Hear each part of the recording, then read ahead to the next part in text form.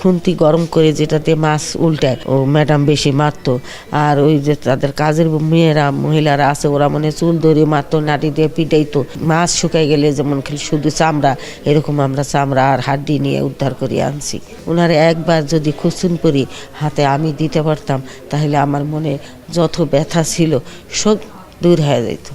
বিমান বাংলাদেশ এয়ারলাইন্সের ব্যবস্থাপনা পরিচালক শফিকুর রহমান এবং তার স্ত্রীর দ্বারা নির্যাতিত 11 বছর বয়সী যে মোহনা, আমরা সেখানে এসেছি মোহনার কাছে।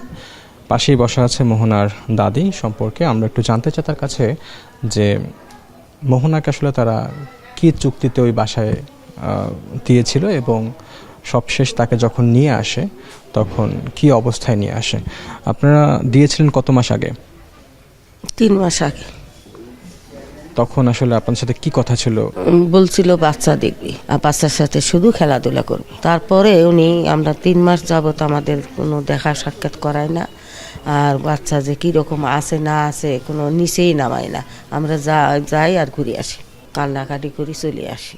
এই ঘটনা ওনার বাসার ভিতর উনি দীর্ঘদিন করছে, কিন্তু আমরা 29 তারিখে ওনাকে উদ্ধার করছি ওখান থেকে।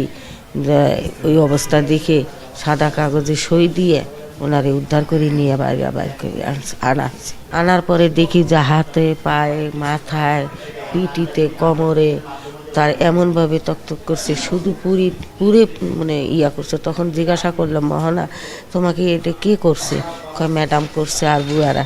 মাথা চুল বলে মুটে ধরি বলে টানে ছিঁড়ে আলাইতো, মানে চুল ধরে টানে করতো আর কি। সেই মাথায় তার চুলও নাই। পরে সে ওই অবস্থায় আনে এই জয়দেবপুর সদর হাসপাতালে ভর্তি করছি, করে তার চিকিৎসা করা হইতেছে। এমনকি আমাদের কাছে বিভিন্ন জায়গার থেকে সাংবাদিক আসতেছে, তাদের কাছে আমরা বলতেছি যে আমরা এটা উচিত বিচার চাই, অথচ মহিলাকে হয় ফাঁসি দেব আর না হলে কারাগারে দেব। আমরা এইটুকু ওনাদের কাছে আমাদের আশা। নাহলে কেন যেভাবে আমাকে বাচ্চাটাকে নির্যাতন করছে, ওনারে একবার যদি খুসুন পরি হাতে আমি দিতে পারতাম, তাহলে আমার মনে যত ব্যথা ছিল সব দূর হয়ে যেত। আচ্ছা, কি দিয়ে মারা হয়েছে বা কে মারছে বেশি? ম্যাডাম খুন্তি গরম করে যেটাতে মাছ উল্টায়, ওইটা গরম করে ও ম্যাডাম বেশি মারতো।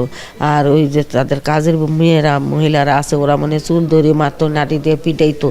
যে এমন অবস্থা করছে সে শক্ত, যেমন মুরগি মনে করে শুকায় গেলে বা কোনো মাছ শুকাই গেলে যেমন শুধু চামড়া, এরকম আমরা চামড়া আর হাড্ডি নিয়ে উদ্ধার করে আনছি। আনি তাকে সদর হাসপাতালে মেডিকেলে ভর্তি করাইছি। যদি মনে করে বাচ্চাটা কোনো খারাপ থাকতো বা অবৈধ কাজ করতো, তবু হলে বোঝা যাইতো। সেই বয়সও তো তার না, তাতে তারা এভাবে নির্যাতন করছে। আমার কাছে একটাই অভিযোগ যে ওনার আমি ফাঁসি চাই, নাহলে কারাদণ্ড চাই, আর না হলে ওনারও আগুন দিয়ে পোড়ার জন্য চাই।